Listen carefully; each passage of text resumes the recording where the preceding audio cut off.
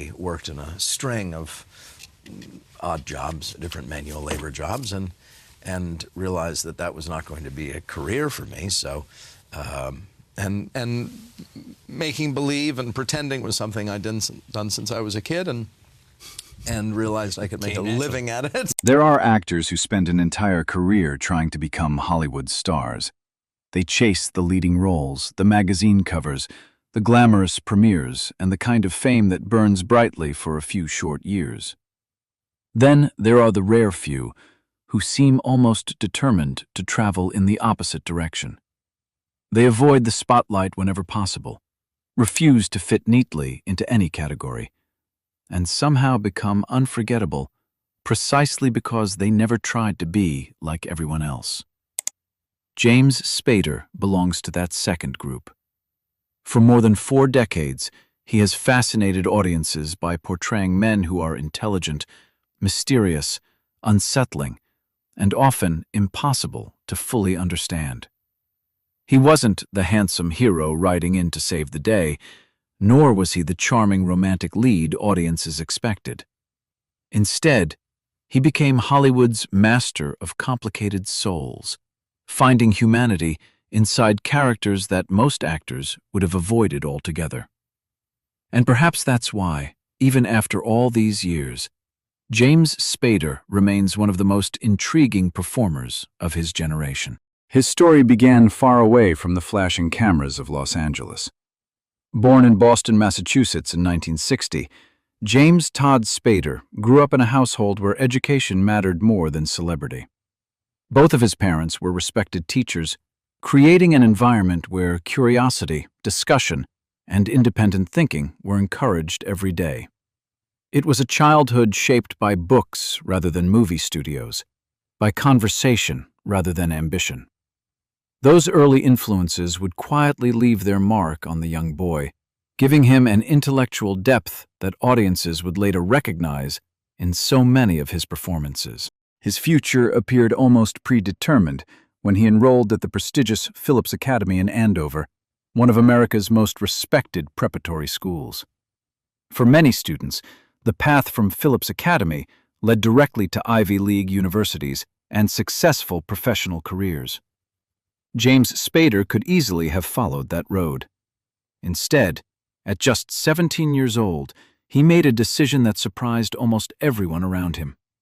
He left school before graduating, packed his belongings, and headed to New York with little more than a dream of becoming an actor. The years that followed were anything but glamorous. Before movie cameras ever found him, Spader supported himself through an assortment of demanding jobs. He taught yoga classes, drove trucks, worked as a stable hand, and accepted whatever honest work allowed him to continue pursuing auditions. It was a striking contrast to the privileged future many expected for someone with his background. Yet those difficult years also grounded him in the realities of ordinary life, exposing him to people and experiences far removed from elite classrooms.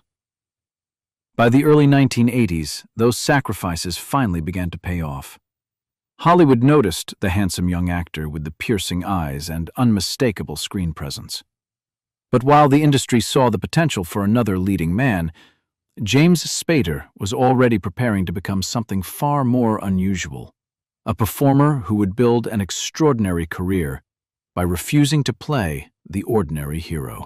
When James Spader finally began appearing on movie screens in the early 1980s, Hollywood believed it knew exactly what to do with him. He possessed the classic good looks of a leading man, carried himself with quiet confidence, and had the polished manner of someone born into privilege. On paper, he seemed destined to join the new generation of rising stars who would dominate the decade. But from the very beginning, Spader showed little interest in becoming another familiar Hollywood heartthrob. Instead, he gravitated toward characters that audiences loved to dislike. In films like Tough Turf, Pretty in Pink, and Mannequin, he repeatedly portrayed wealthy, arrogant young men whose charm barely concealed cruelty and entitlement. These early roles were not especially complex, yet Spader brought an unsettling intelligence to each performance. Rather than playing villains who shouted or threatened, he often smiled politely while quietly manipulating everyone around him. It was a style that made his characters feel disturbingly believable, because people like them exist in everyday life. By the time Oliver Stone's Wall Street arrived, audiences had begun to notice something unusual. Even in relatively small roles, Spader seemed less interested in what his characters said than in what they refused to reveal. There was always another thought hiding behind his eyes, another layer waiting beneath the surface. It became one of the defining qualities of his acting, inviting viewers to lean in rather than simply watch.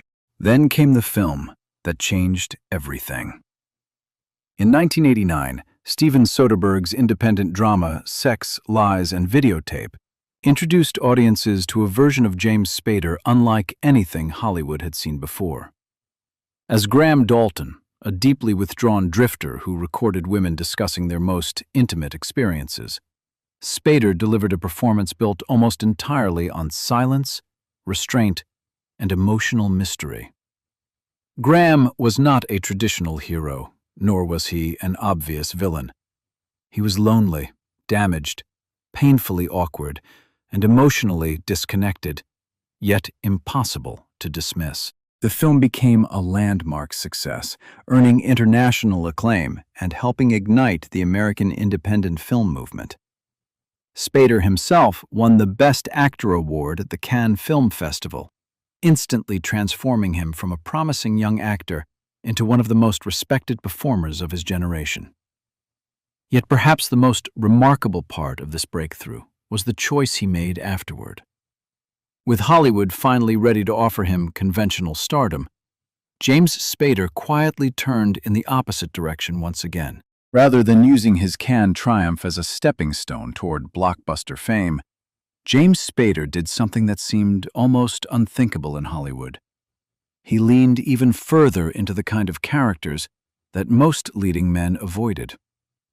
While many actors worried about protecting a likable public image, Spader appeared fascinated by people who lived in emotional shadows, individuals driven by obsession, loneliness, insecurity, and moral ambiguity.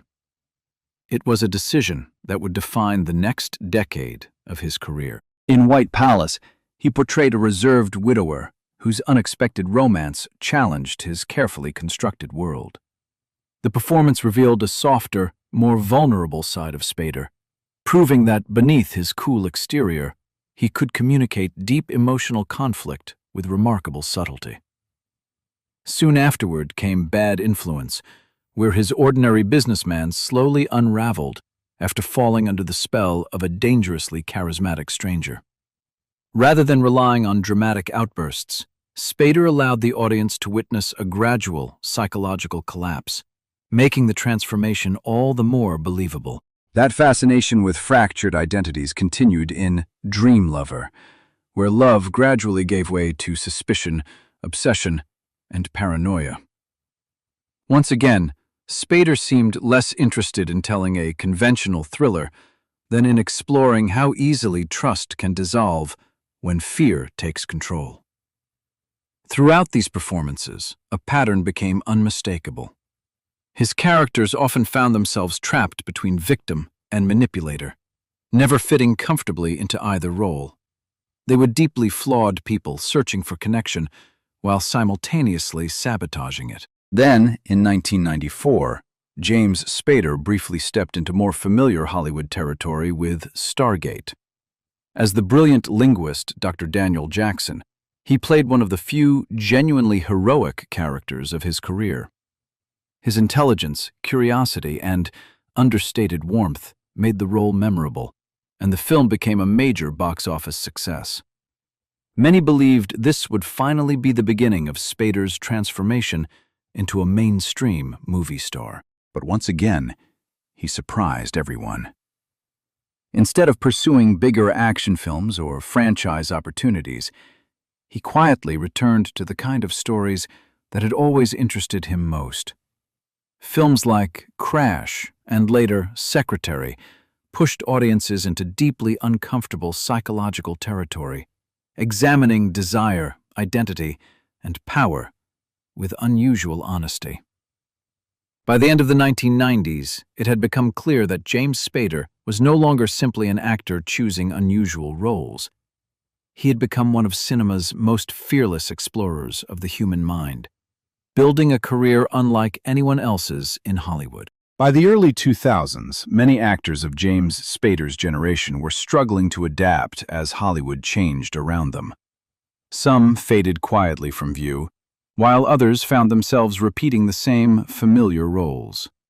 Spader, however, once again chose an unexpected path. Instead of chasing another wave of movie stardom, he embraced television at a time when the medium was beginning its own creative renaissance. His unforgettable performance as the brilliant yet morally unpredictable attorney Alan Shore in The Practice quickly became one of television's most compelling characters. The role proved so popular that it carried directly into Boston Legal, where Spader's chemistry with William Shatner created one of the most memorable partnerships on television. Alan Shore could argue almost any case, defend almost anyone, and deliver courtroom speeches that were equal parts philosophy, humor, and social commentary. The performance earned Spader multiple Emmy Awards and introduced him to an entirely new generation of viewers. A decade later came perhaps his most recognizable role of all. In 2013, Spader stepped into the polished shoes of Raymond Reddington in The Blacklist. Sophisticated, unpredictable, charming, and endlessly dangerous, Reddington felt like the perfect culmination of every character Spader had ever played. Week after week, audiences tuned in not simply for the mysteries, but to watch the effortless way Spader transformed even the longest monologue into something captivating. His distinctive voice, careful rhythm, and quiet confidence made every conversation feel like a performance within a performance. Away from the cameras, however, James Spader has remained as private as ever. He has rarely sought celebrity for its own sake, choosing to live largely outside Hollywood's social circles. Even when he ventured into blockbuster filmmaking as the voice and motion capture performer behind the chilling Ultron in Avengers: Age of Ultron, he approached the role with the same intelligence and commitment that had defined his entire career. Fame may have followed James Spader for decades, but it has never seemed to be the thing he was truly chasing. Looking back over more than 40 years, what makes James Spader's career so remarkable is not simply the awards he has collected or the memorable performances he has delivered. It is the consistency of his choices. In an industry that constantly rewards reinvention, popularity, and commercial success, Spader has remained remarkably true to himself. He never tried to become the next great action hero or the most beloved romantic lead. Instead, he carved out a place entirely his own, portraying people who were intelligent, conflicted, flawed, and endlessly fascinating. Perhaps that is why his work has aged so well. Long after trends have come and gone, audiences continue to return to his performances because they reveal something timeless about human nature. His characters remind us that people are rarely as simple as they appear, and that beneath every mask lies another story waiting to be understood. Today, James Spader remains as mysterious as ever, revealing very little about what comes next. Somehow that feels perfectly appropriate. After all, mystery has always been his greatest strength. Some actors leave behind famous characters. Others leave behind blockbuster films. James Spader leaves behind something far rarer, a career built on curiosity, courage, and an unwavering commitment to authenticity. And perhaps that is the greatest legacy any actor can hope to achieve. Thank you so much for watching. If you enjoyed this journey through James Spader's extraordinary career, I'd love to hear which of his performances has stayed with you over the years. Don't forget to like, subscribe, and join me again as we continue celebrating the unforgettable stars who shaped Hollywood's golden generations.